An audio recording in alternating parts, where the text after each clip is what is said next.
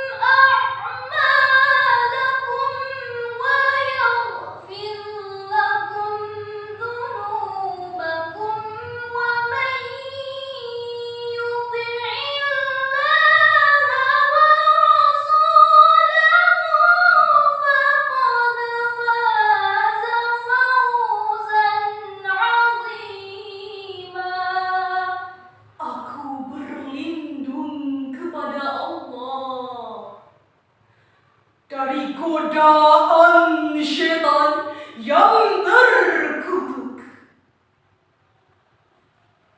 dengan menyebut asma Allah yang Maha Pengasih, Maha Penyayang. Wahai orang-orang yang beriman, bertakwalah kamu kepada Allah dan ucapkanlah perkataan yang benar. Niscaya Allah akan memperbaiki amal-amalmu dan mengampuni dosa-dosamu. Siapa yang menaati Allah dan Rasul-Nya, sungguh dia menang dengan kemenangan yang agung. Hadirin rahimakumullah, dalam ayat tersebut Allah menyandingkan perintah wattaqullah dan qulu qawlan sadida.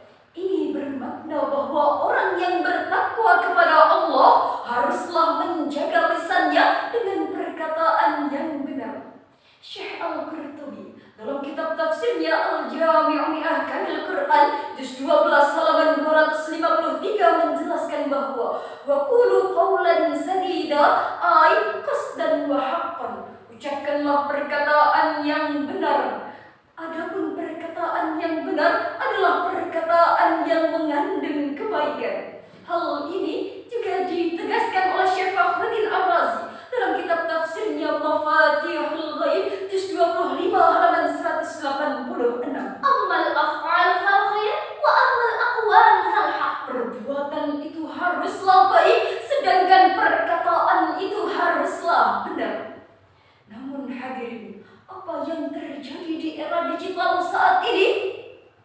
Etika berkomunikasi makin jauh dari kehidupan sehari-hari. Banyak yang sudah tak peduli hingga membahayakan diri sendiri. Bahkan muncullah perilaku update status berlebih, selfie dengan berbagai macam ekspresi tanpa proteksi privasi. Media sosial kini juga perlahan-lahan mulai berubah fungsi. Bukan hanya sebagai tempat berkomunikasi, tetapi menjadi tempat meluapkan emosi. Cyberbullying, cyberhate, dan cyberhoax. Hoax tampil layaknya fakta, dikemas dengan sedemikian rupa hingga pembaca percaya dan terperdaya, lalu disebarluaskan ke jagat maya hingga tersebarlah kebohongan. Muncullah ketakutan, bahkan hancurlah kehormatan korban.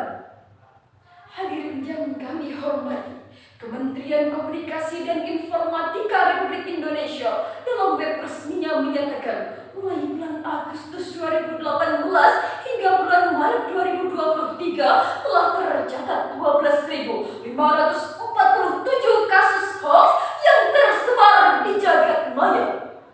Pantaslah jika Profesor Dr. Muhammad Komarudin Hidayat, mantan Rektor Univ Syarif Hidayatullah Jakarta, sebagai Duta Anti-Hoax Indonesia menyatakan, Berita hoax sangat mengerikan yang membuat kegelisahan, menebarkan rasa benci dan ketakutan, bahkan bisa membunuh karakter karena berisi manipulasi dan kecurangan. Hadirin, telah banyak saudara kita yang telah menjadi korban penipuan, tergiur investasi bisnis bodong hingga rugi miliaran, terlibat sindikat barang haram hingga jadi buronan kepolisian, terbitan bujuk rayu akun palsu hingga jadi korban penculikan, pemerkosaan, dan pembunuhan. Bahkan kita masyarakat awam masih sering terprovokasi oleh berita hoax, lalu menebarkan ujaran kebencian hingga berakhir meringkuk dalam tahanan. Na'udzubillahi min dzalik. Hai kawan, rapatkan warisan, sebar kebenaran yang relevan, jaga kebohongan memedikan. Berita hoax mari diabaikan, jangan terpancing hal-hal tak penting. Saring dahulu sebelum sharing, musimnya maling teriak maling, banyaklah eling gusti peparing. Lalu hadirin, bagaimanakah peran santri dalam membenahi etika berkomunikasi di media sosial? Sebagai jawabannya, marilah kita renungkan bersama firman Allah dalam Al-Quran Surah Ali Imran ayat 104. waltakum minkum ummatun yad'una ilal khairi wa ya'muruna bil ma'ruf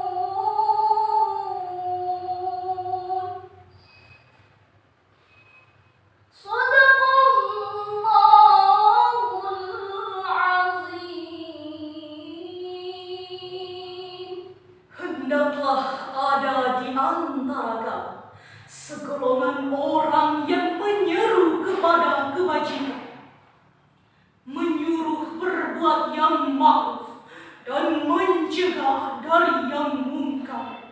Mereka itulah orang-orang yang beruntung.